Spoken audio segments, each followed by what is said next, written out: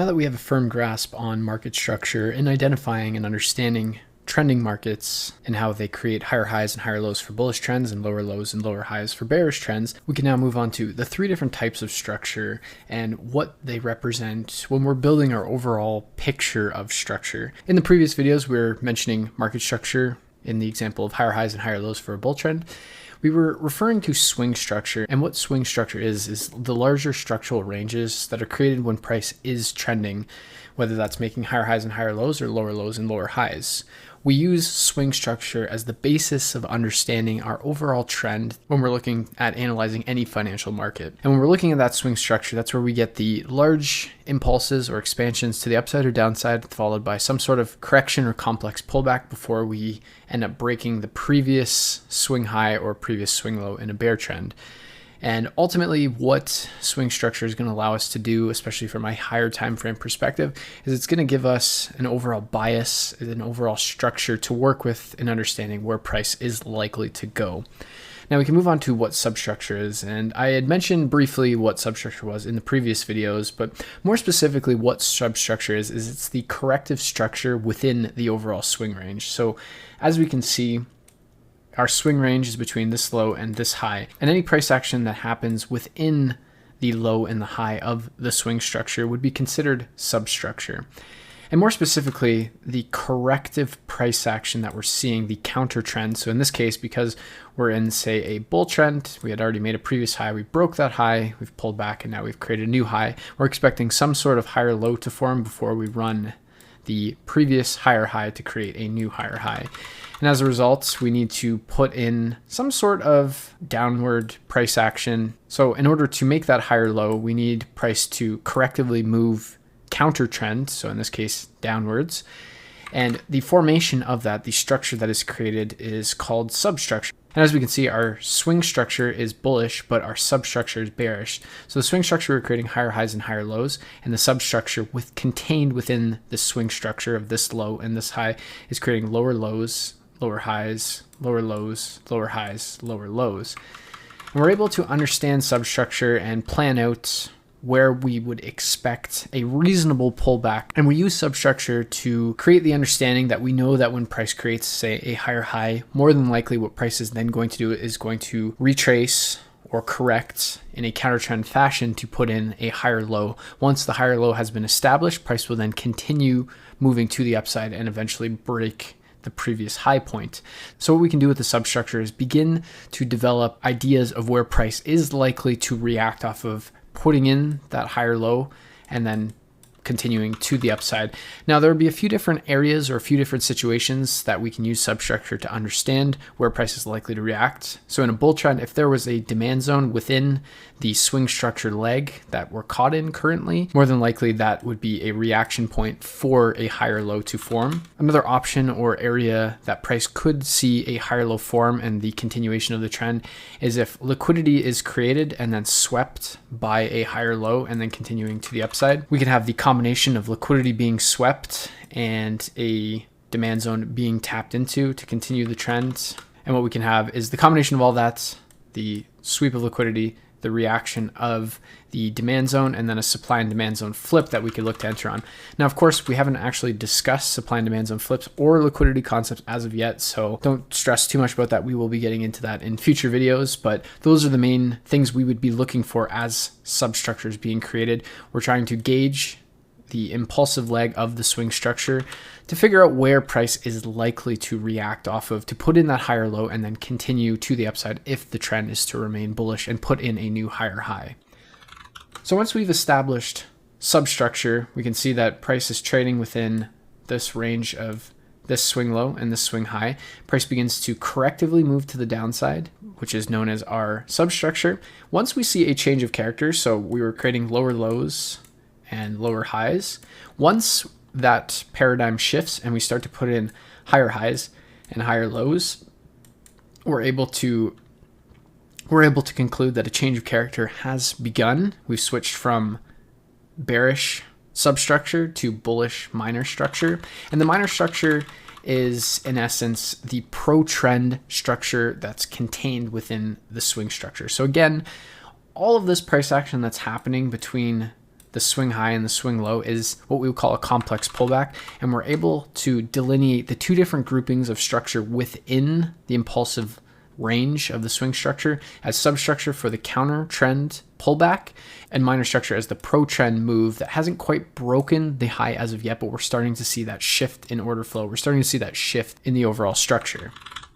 So we're able to use minor structure to gauge that change of character and start to understand that we were putting in lower lows and lower highs within the swing range, and we're now starting to put in higher highs and higher lows.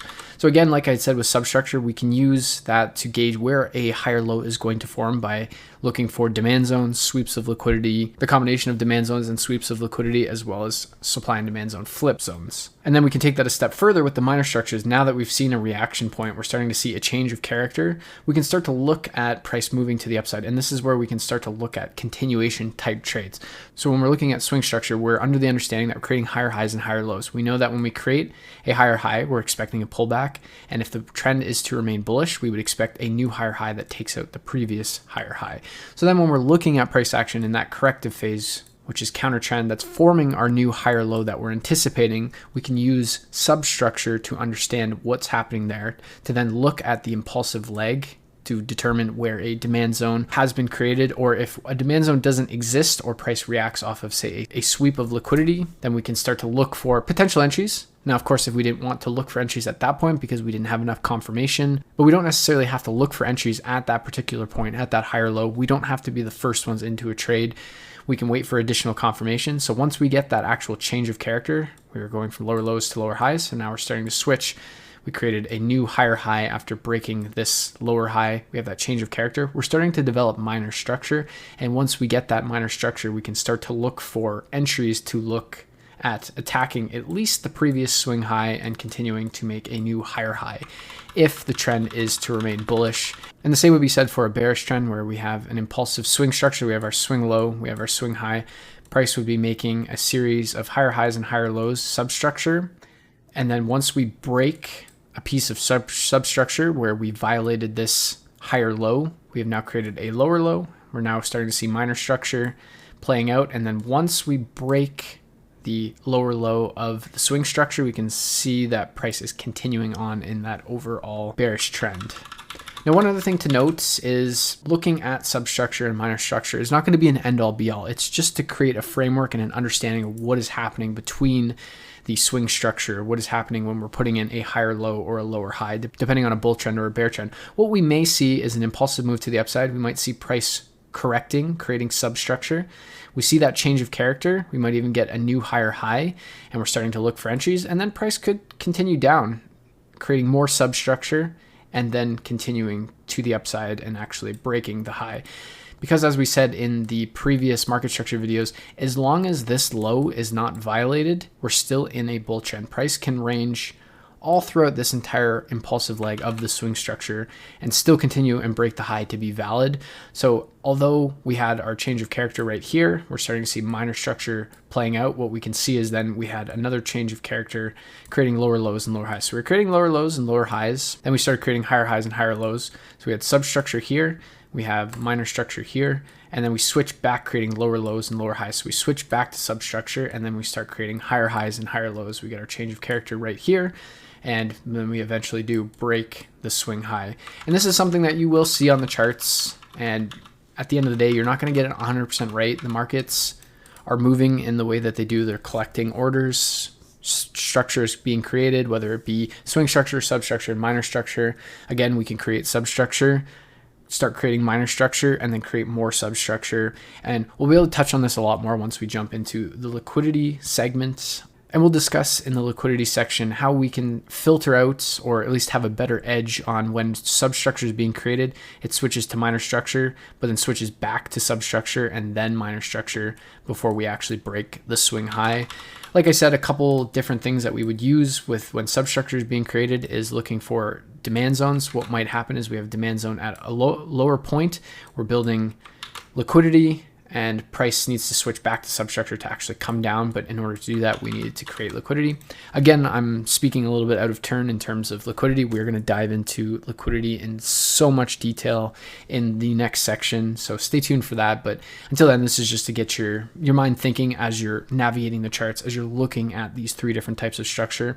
So again, swing structure is going to be your key structure in identifying your overall trending market structure that you'll be following. The substructure is the counter trend structure within that swing range between, in this example, the higher high and the higher low. So the substructure is going to form our higher low in a bull trend or a lower high in a bear trend. And then finally, the minor structure is the pro swing trend structure, which is looking to run the weak swing structures, whether it be the higher high or the lower low, depending if it's a bull trend or a bear trend. And one final thing to note, just to be able to clearly delineate the difference between substructure and minor structure, is substructure ends and minor structure begins when there is a change of character in price. So again, with a bullish example, substructure is creating lower lows and lower highs. A change of character happens, creating a new higher high, so it violates the previous lower high that was being printed, and then we start to see a shift in creating higher highs and higher lows. So once we see that initial change of character, that's when we're starting to create minor structure, as seen in this graphic right here. So what I recommend now is taking a look at your charts, especially the ones that you would have mapped out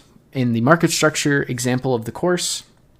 Start identifying your swing structures, start identifying substructure, minor structure, and really understanding the difference between the two, and begin to get more comfortable with the idea of what substructure represents on a chart when it switches to minor, and how we can look to anticipate, say, a previous swing high being taken out to form a new higher high by using the concept of where the substructure is, and then once it switches to minor structure. And then one other thing that you can also do is start looking at your swing structure legs and start mapping out your demand zones and seeing how demand zones in a bull trend, for instance, line up with your substructure in terms of where price reacts off of, and being able to start identifying when a demand zone is likely to get facilitated. Because what you might find is there might be a few different demand zones within the impulsive range, and it's all about understanding the substructure initially as price is continuing to correct to the downside in a bull trend.